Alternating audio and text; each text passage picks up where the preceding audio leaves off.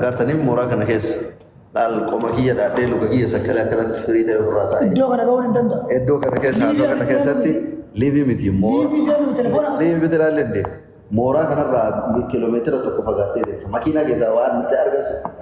Eegalee har'a qoma dhahannee shikki jennee mooraan keessa teennee qoma dhahannee akka feenetti haasofnu kun abbaa feete filadhu jennu kun waggaa 4-5 har'a keessattuu 2017 duratti afaan kunillee mooraa kana keessatti hin dubbatamu namni kunillee akka kanatti qoma dhahatee as keessa taa'ee asirraa sin teessisa. Teessoo kanarraa sin teessisa. Yoo ta'ellee talaastikii taala qophoofta akka jira isiisan irra teettu malee kana bara ol baatee keessa teettee hagana sagalee ol fuutee iyyitee laayivii seentaa ta'uu jechuun. Afaan kunuyyuu biyya. Kanaaf reelee dhugaa isinitti himaa. Makiinaa keessa teennee bar nama waliin dhufnee makiinaa keessa teennee waan makiinaa keessaa kaameraan nu argannu fakkaata. Anam dhugama isinitti makiinaa yoo naannoo kana ijoollee waliin dhufu keessattuu 2020 fa'aa yeroo rakkoon jiruuf yeroo namni qabsoon ho'isanitti raasaasan ta'a kennu kophaa kiyya makiinaa keessaa akka namni dhimmu. Har'a garuu akkasii miti. Yeroo tokko tokko namni ni'imaa rabbi namatti oolellee beekuudha. Ammoo ammoo roorroon kaleessa sirra roorristees nyaatte takka yoo ofirraa kaastee siddee bitamu kakaleessaa laal kakaleessaa irra si nyaatti. Kana beekuu qabdan. Roorrisaan tokko kaleessa isaa si nyaatu yoo ofirraa baaste carraa argatee carraa si nyaatu yoo argate ammoo seenaan bisoo kakaleessaa sanillee lafa jala si dabarsa qotee gasii fageessa. Kanaaf bakka namni kenna amba jala harka qabatu dhiisaa dhamee. Nuti kaleessa jara kanaanillee warra imbaasiitiinillee warra koominiitiitillee miidiyaa irrattillee teennillee waa'ee jaraa isaa turre arrabsaallee turre qeeqaallee turre maalillee jedhaa turre. Ka fayyadu garuu walitti dhiyaatanii wal bira taa'anii dhugaa jiru face to face. Ijaaf ijatti. Sanuu osoo jarra koominiitii kun kenna ta'uu baate deebii miidiyaa argatanii arrabsaa turte san bara deebii biraa argatan ture. Habibi. Deebii argatan kan osoo ati jecha takka jette yookiin poolisii si waamanii gurra qabanii biyya kanaa iyyuu si fuusisan. Asii miti mooraa kana keessaa qofaa miti. Kan kee garuu osoo waan feeteettiin rakkoon inni sirraan ga'u hin jiru okkee jedhee dhageeffateetumaa waan sanaan naa jedhamane. Kanaaf kana akkasitti hubattanii amma giraanillee laayivii irra ture. Haga namni wal yaadachiisullee wal yaadachiisne haga namni namaa dhaamullee isinii dhaamne. Yaara yeroo qabdanii sirrii yeroo qabdan almost ammayyuu sa'a lamaan fuula akka toof. Kanaaf koominiitii keessatti argamnaa koottaa filannoo kanarratti hirmaadhaa. Nama isinii ta'u filadhaa. Sodaata dammoo namni maal akka beektaa namni kenna waan mirga qabu wayii dirqama ofii godhaa beektanii waan isaa hayyame wayii immoo deebi'ee sodaata. Mooraa kana dhuftee ati nama filatuudhaaf abbaa sii ta'u filatuudhaaf lammii Itoophiyaa ta'uun kee qofti gahaadha. Wanti nama sodaachisu hin jiru. Kaardii tana kennu akkasii barbaachisu kaardii tana qofa harkaa qabaannaan yeroo paaspoortii haaromfattan paaspoortii waliin fudhattanidha koominiitii kaardii jechaadha. Ammallee dhuftanii asittillee baafatuu dandeettan. Kan yeroon irraa dhumatillee as dhuftee haaromfatuu dandeetta. Kanumaa olmee maal barbaadan yoo ofii keessanii of miidhuu barbaadan malee yoo ofuma keessanii lakkii afaan kennaaf nama kennaan buluun barbaannu nuti gabrummaa nuu ta'a. Numa jala deemnee harka kadhatutu harka jala qabatutu nuu ta'a. Uf ta'uun barbaannu yeroo hunda mata makeenya gubbaa bahee yoo namni nu hooggane malee ofiin hoogganamuun nuun ta'u yoo jettan sun abbaan uf dhaanu ofiin hambisu.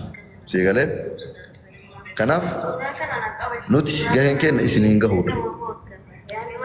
Dhuftee boru namni kiyya laal waa tokko reefu waa jedhanii turan Sheekh Abdurrahmaan waa jedhee ture.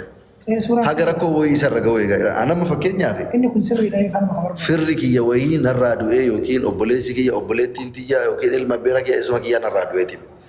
Namni Oromoo biyya kana keessa du'u obboleessa kiyya hundi isaa akka Itoophiyaatitti illee lammii biyya kiyyaati akka Oromootitti illee saba kiyya.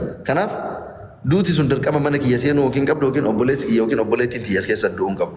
Namni Oromoo tokko biyya kana keessa yoo du'e dirqama janaazni isaa kabajaadhaan galuu qaba. Guyyaa takka ilmi namaa bar biyya keenya ni beektan namni har'a yoo du'e boru awwaalan yookiin har'a yoo ganama du'e guyyaa awwaalan. Biyya kana keessatti namni keenya kaleessa guyyaa 40 guyyaa 50 guyyaa 60 firiijii keessa taa'aa ture. Har'a garuu guyyaa 4-5 keessatti janaazni nama keenyaa kabajaadhaan fe'amee biyyatti galaa jira. Maaliif? osoo namni keenya sagalee ofiitiin abbaa isaa ta'u filatuu danda'u osoo rakkoo ofii afaan ofiitiin himatuu danda'u har'a osoo carraa qabu kootu osoo jedhan boru ammoo namni keenya du'ee rakkatee kana ta'e sirrii miti wanta akkanaa. Kanaaf carraan jiru ni jira hir'inni yoo jiraate ammoo waan ilmi namaa hojjetu hojii rabbiiti miti hir'inni jiru ammoo walitti himanii fooyyessaa gara ofootitti adeemama.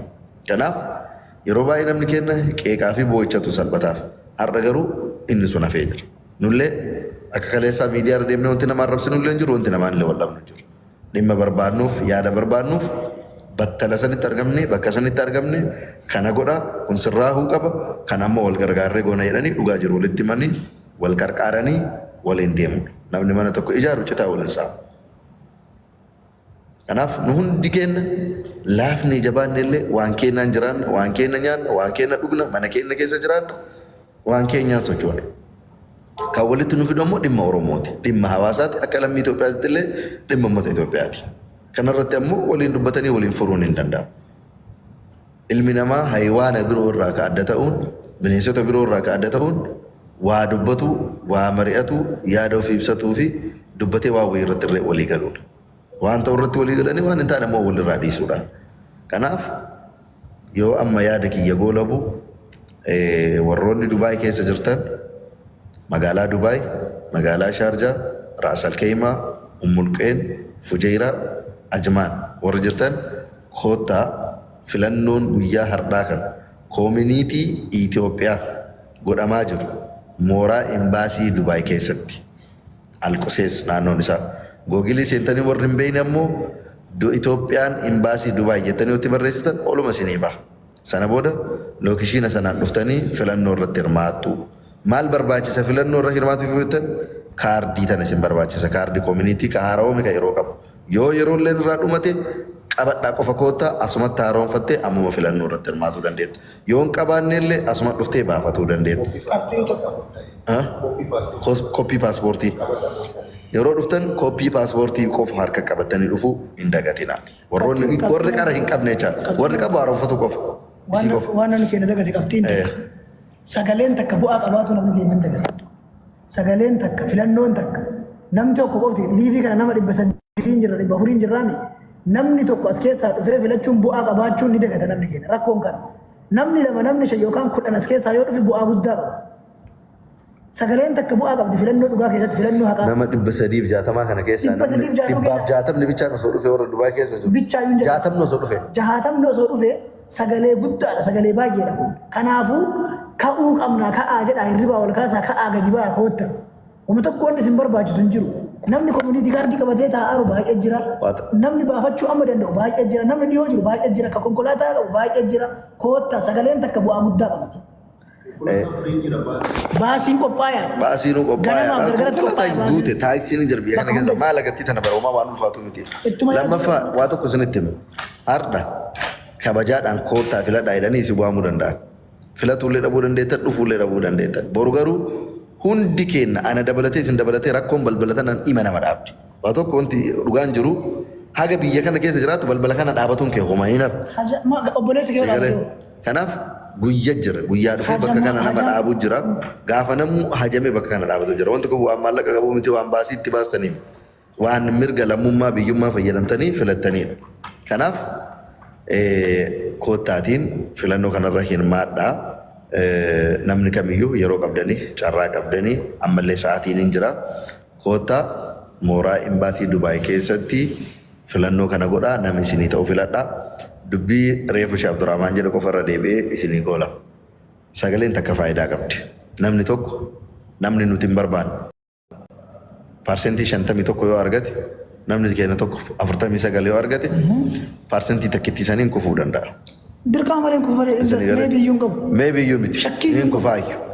Sagaleen nama takka akkasitti akka ifeessanii ta'u. Tokko 51 yoo argate tokko 49 yoo argate 51 darba. Osoo namni keenya sunoo namni lamatti dabalee 49 sanirra dhufee 51 inni ta'ee jiraate ammoo nama keenya ture.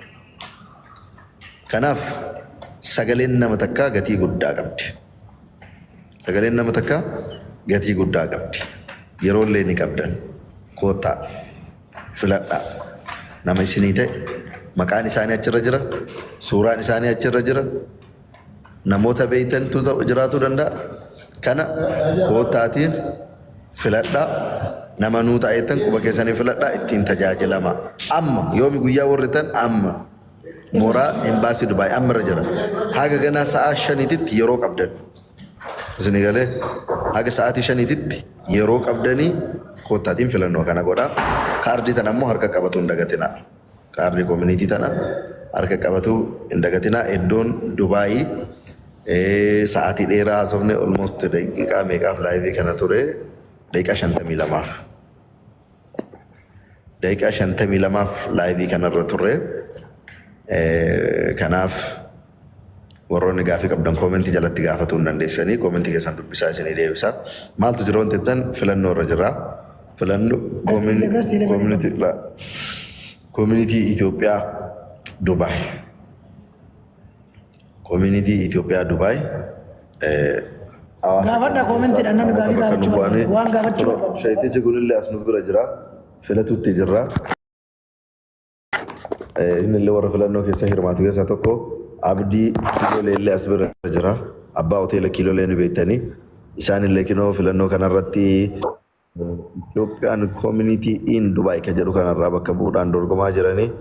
Shayitichi illee kinoo alaabaa bakka qabatee filannoo isaa irratti qabattee maa kinoo adhaanuu aangoon xiqqoon qabdu.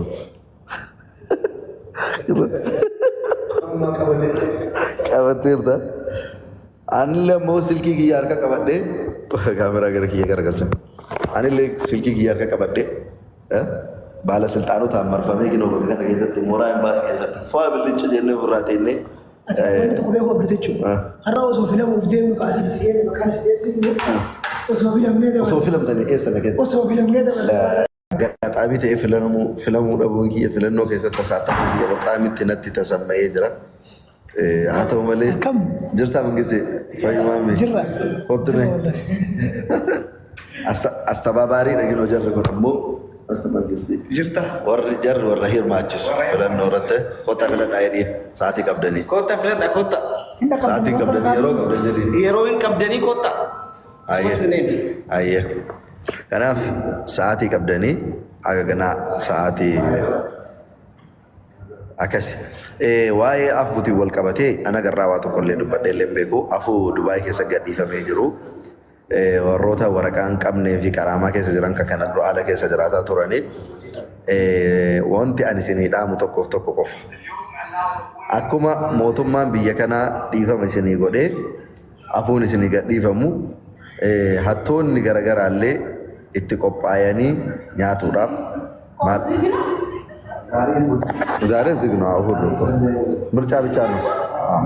ምርጫ ብቻ ነው የሚቻለው። ላል hattoonni garaagaraallee qophaa'anii viizaa isinii dalannaa paaspoortii isinii maal goonaa arabarraa taa'imima isinirraa kaasisnaa asiin buusnaa asiin baasna jedhanii maallaqa keessa waan hin taanetti akka nyaatan of eeggannoo gochuun dirqama. Yeroon akkanaa kana akkuma waan gaariillee qabatee dhufu waan hamaallee qabatee dhufa. Isin eegalee waan hamaallee qabatee dhufa. Kanaaf of eeggannoo gochuun ragaa amanamummaa hin qabne fudhattanii deemtanii maallaqa keessa nyaatamu maaliif mijattiin takka fakkeenyaaf waraqaa sirreeffadhattee birrii 6,700 harkaa qabaat 5,000 namni hattuu yoo irraa nyaatee barbaree karaan taane harkaa fudhate sana booda ammoo carraan isii waraqaa qabu sirreeffatu qabdu ammoo achuma dhumata jecha. Afuun kunillee ganaa waggaa 7-8 booda deebi'eeru. Kanaaf ammumarra isin eegalee ammumarra taammoo kaman maqaa asqadduma maxxanqaqedhan.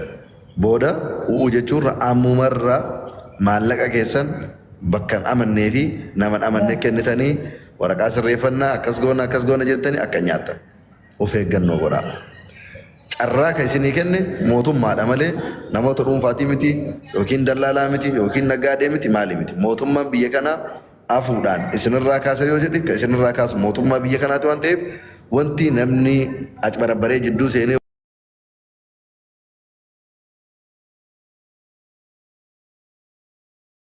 tu dandeettooyi akka waan sii godhuu si fakkeessee sitti ho'isee jidduutti waa galuu barbaadu biyyatti galuu kaas keessatti waraqaa iqaamaa sirreeffadhettu ammoo bakka amantuuf nama amanturraan waan itti amantutti iqaamaa keessa sirreeffatu.